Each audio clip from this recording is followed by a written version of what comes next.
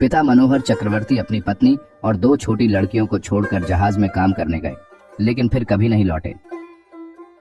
तब से परिवार में मातम और दुख का माहौल है। पैसों की कमी और गरीबी के कारण उन्होंने घर के बगीचे में उगाई गई सब्जियों को दैनिक बाजार में बेचने का रास्ता अपनाया। बाजार गांव से 1 मील दूर है। बहुत सुबह निकलना पड़ता था और शाम को लौटना था। कमला देवी और उनकी दोनों बेटियां रोमना झोमना किसी तरह सामान्य जीवन जी रही थी। उनके घर के बगल में ताड़ का एक बड़ा पेड़ था। इसमें फूल और फल कुछ भी नहीं फलता था, जिसे बंजर वृक्ष कहा जाता है। शाम में लोग ताड़ के पेड़ से परहेज करते थे। खासकर बच्चों को उस पेड़ के आसपास जाने की इजाजत नहीं थी। लोगों का मानना था कि शाम ढलते ही उस ताड़ के पेड़ से कुछ नीचे उतरता है, एक पैर वाला बहुत ही भयानक भूतिया जीव। गर्मी का मौसम था, काल बैसाखी का समय। चारों ओर घने बादल छाए हुए हैं, तूफान उठ खड़ा हुआ है।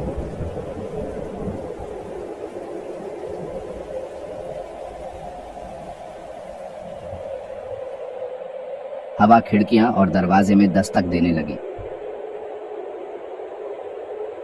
इस बीच बाजार में तूफान अभी शुरू ही हुआ है। आसपास हर कोई दुकानें समेटने में लगा हुआ है। कमला भी घर लौटने की तैयारी कर रही थी कि अचानक बिशु ने आवाज दी। मुझे लगता है तूफान आएगा, थोड़ा ठहर जाओ। नहीं बिशु दादा, रुकने से नहीं चलेगा। मुझे जल्द से जल्द घर पहुंचना है। जैसे ही कमला की बात खत्म हुई, बिजली की चमक के साथ बारिश की बड़ी बड़ी बूंदें नीचे गिरने लगी। बेटी, इस तूफान में तुम पहुंच नहीं पाओगी और ये तूफान इतनी जल्दी खत्म नहीं होगा। तेज तूफान है। बात सुनो मेरा, यहीं रुको। और ना पहुंचे तो? कमला की बात खत्म नहीं हुई।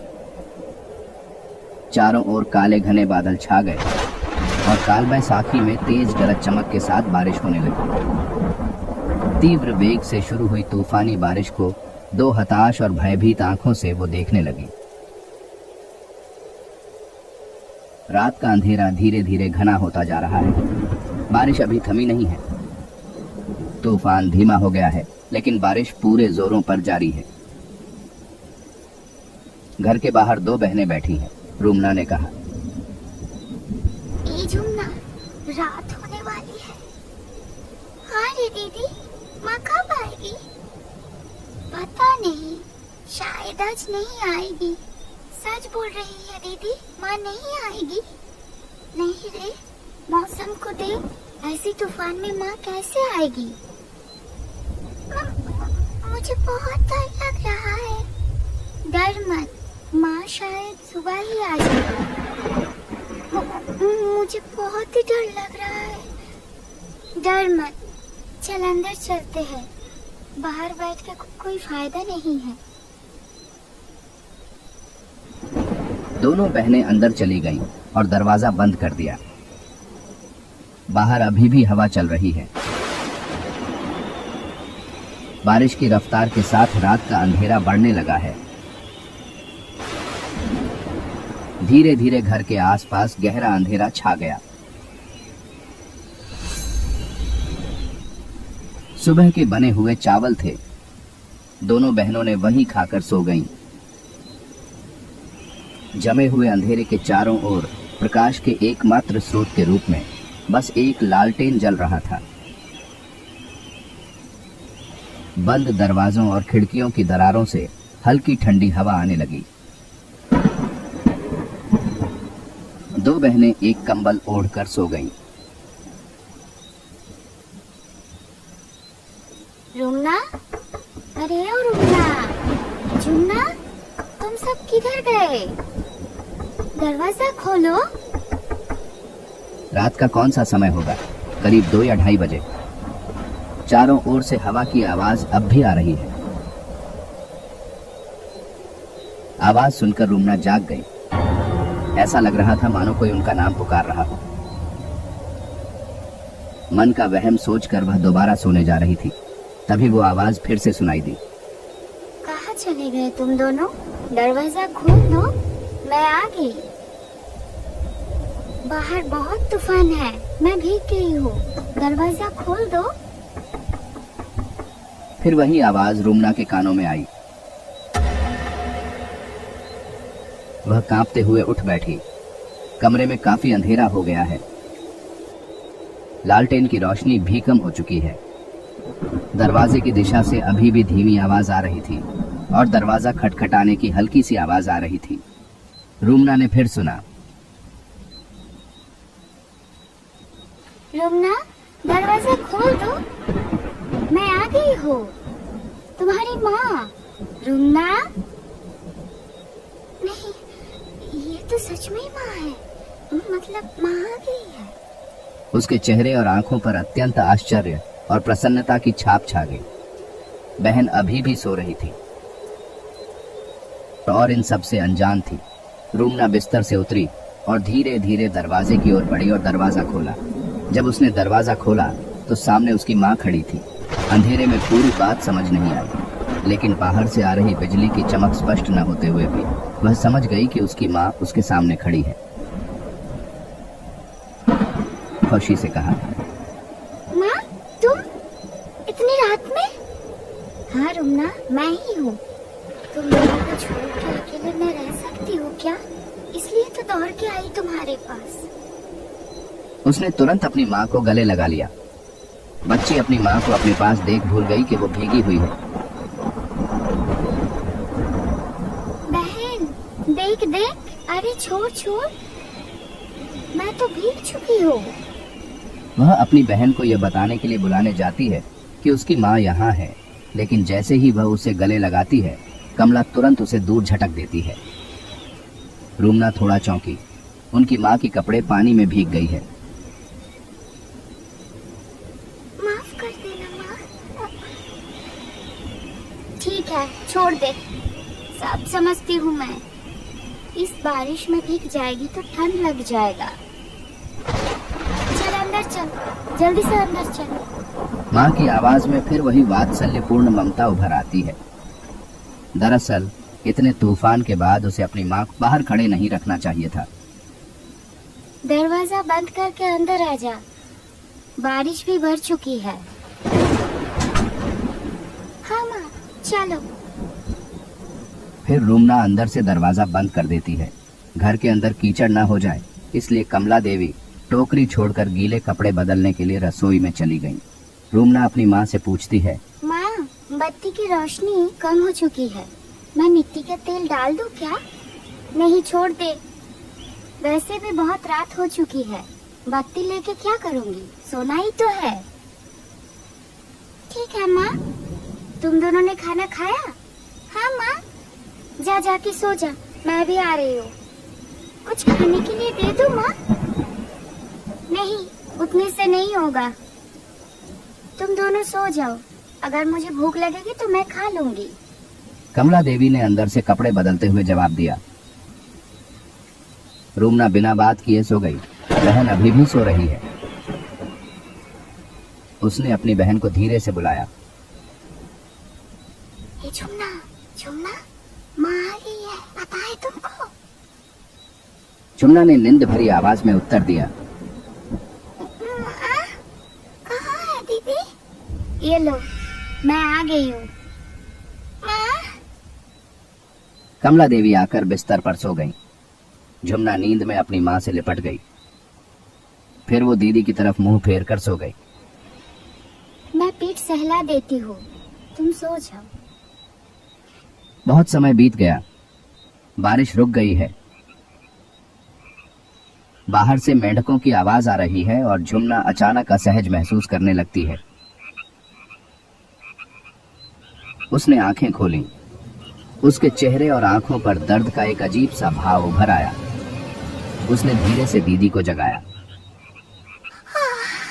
क्या हुआ? क्यों बुला रही है? ये दीदी, पीठ बहुत दर्द हो रही है, माँ को बोलना सहला देने के लिए। झुमना नींद में कमला देवी को बुलाने जाती है, तभी अचानक एक भयानक दृश्य देखकर वह चौंक जाती है। अपनी आंखों के सामने एक भयानक दृश्य अजीब, बदसूरत और भयानक एक प्राणी अपने लंबे तेज कांटों जैसे जीभ के साथ लगातार उसकी बहन की पीठ को चाट रहा है।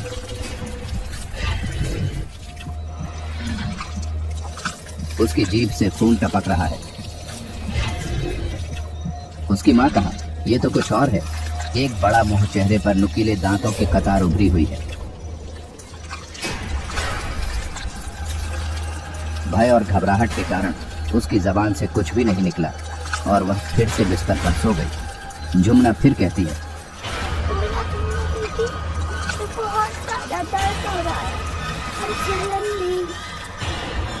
जुम्ना ने कोई जवाब नहीं दिया। उसका शरीर डर से कांप रहा था। कोई उत्तर न पाकर जुम्ना ने अपनी माँ को पुकारा।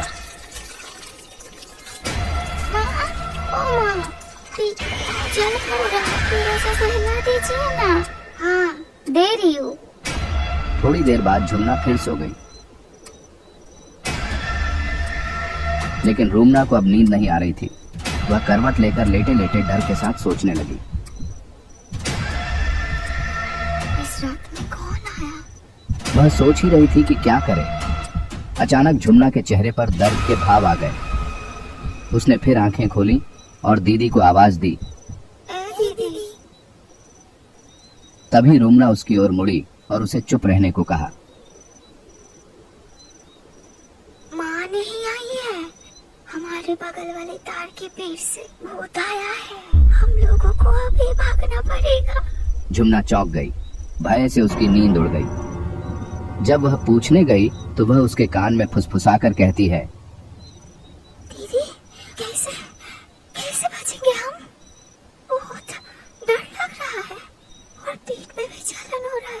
चुप, कुछ करती हूँ। माँ, ओ माँ, पिसाव आई है। जाओ क्या? जा, जल्दी आना। पर माँ, डर लग रहा है। बहन को साथ में ले जाओ। ठीक है, जा, पर जल्दी आना। बाहर मौसम भी खराब है और उस तरफ का तार का पेड़ भी अच्छा नहीं है। एक पैर वाली भूत रहता है उधर। मुश्किल हो जाएगा, जल्दी से आ जाना। कमला देवी के स्वर में जवाब आया। दोनों बहनें धीरे धीरे बिस्तर से उठीं और दरवाजे की ओर आईं। रूमना ने उसका हाथ कसकर पकड़ लिया और दरवाजा खोलकर बाहर चली गई। फिर धीरे धीरे दरवाजे पर कुंडी लगाते ही दरवाजे में एक हल्की सी आवाज हुई। तुरंत अंदर से एक तेज खून जमा देने वाली चीख निकली। तुमने मुझे बंद कर दिया। बदमाश बच्चे, खोल खोल, जल्दी से खोल, वरना तुम दोनों की गाल मरोड़ दूंगी। भाग, जल्दी भाग बहन, जल्दी भाग। दीदी, मेरा पीठ बहुत दर्द हो रहा है। भाग, भाग, जल्दी भाग, भाग, जल्दी भाग, भाग, जल्दी भाग। इतना कहकर दोनों बहनें तेज गति से भागने लगीं। पीछे से दरवाजा खटखटाने की आवाज और उस अजीब सी चीख की आवाज आने लगी।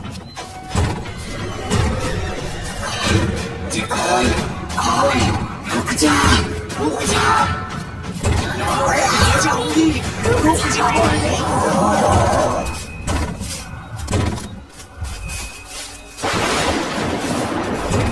कुछ ही पलों में दरवाजा तोड़कर जीव अपने एक पैर पर कूदकर बाहर आ गया और बड़ी तेजी से उनका पीछा करने लगा।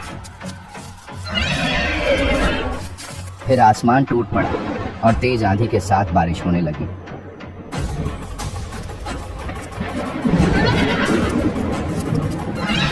दोनों बहनें बारिश की परवाह न करते हुए तेजी से दौड़ने लगी।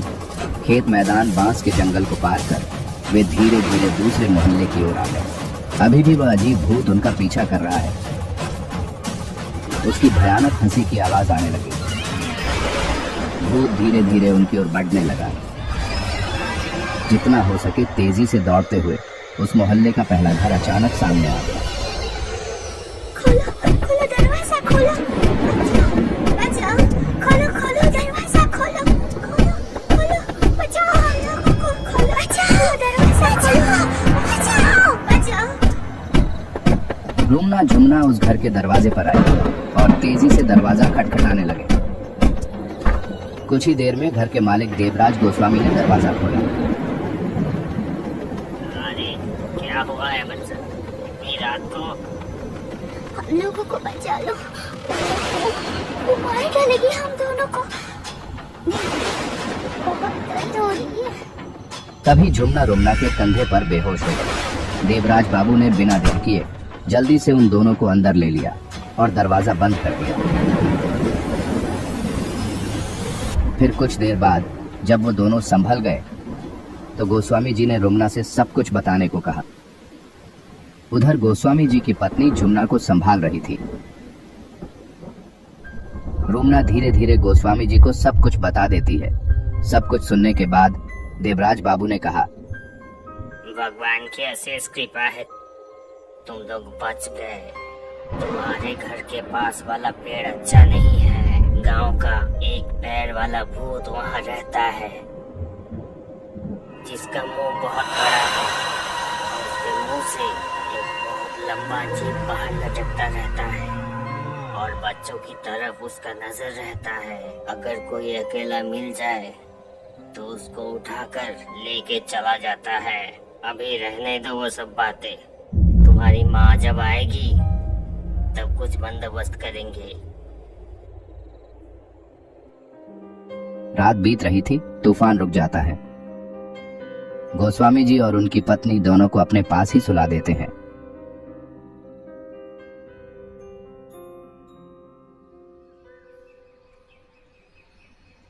ओ गोस्वामी जी, दरवाजा खोलिए। ओ गोस्वामी जी, दरवाजा खोलिए ना, मैं कमला हूँ। इतनी सुबह अब कौन आया है? आती हूँ, रुको। उन्होंने दरवाजा खोला तो उनको एक औरत दिखाई दी। चेहरे पर भय के भाव, डर से चेहरा सूख गया है। गोस्वामी जी की पत्नी समझ गई और उसे अंदर बुला लिया। गोस्वामी जी आए, उन्होंने धीरे धीरे सारी घटना बताई। रुमना झुमना सही सलामत है, यह सुनकर कमला देवी का चिंतित मन थोड़ा शांत हुआ। उसने दर्द भरी आवाज में पूछा, मेरी बच्ची किधर है? वो लोग ठीक हैं, सो रहे हैं, सब बंदोबस्त कर दिया है, चिंता मत करो। लेकिन गोस्वामी जी, अब क्या होगा? ऐसी अवस्था में ये घर छोड़ के कहाँ जाऊंगी? सुबह घर जाके देखी, पूरा घर टूटा हुआ है, सब बिखरे पड़े हैं। फिर जमीन में पैर के निशान देख के दौड़ के आई इधर। अच्छा ठीक है, देख रहा हूँ बच्चे सो रहे हैं, तुम कुछ खा लो। दोपहर को मैं कुछ लोग और तांत्रिक बुला के लाऊंगा। दोपहर में देवराज बाबू, कमला देवी और रुमना झूमना उनके घर गए। लोगों की मदद से वो भूतिया पेड़ उखड़ गया और पड़ोस के गांव के एक तांत्रिक ने उस स्थान पर यज्ञ किया और कहा, इस जगह को मैंने मंत्रों से बंधन कर दिया है और चिंता की कोई कारण नहीं है। कुछ दिन बाद यहाँ अच्छे से सब्जी लगाना। इस जमीन में सब्जी उगाने से पैसों की कमी नहीं रहेगी। तब से कमला देवी उस जमीन पर सब्जी उगाने लगी और पैसे कमाने के लिए उन सब्जियों को बाजार में बेचने लगी। एलडीडीडीकियों को स्कूल भेजकर शिक्षित करने लगी। इस प्रकार कमला देवी के परिवार में एक सुंदर सुखी परिवार का निर्माण हुआ।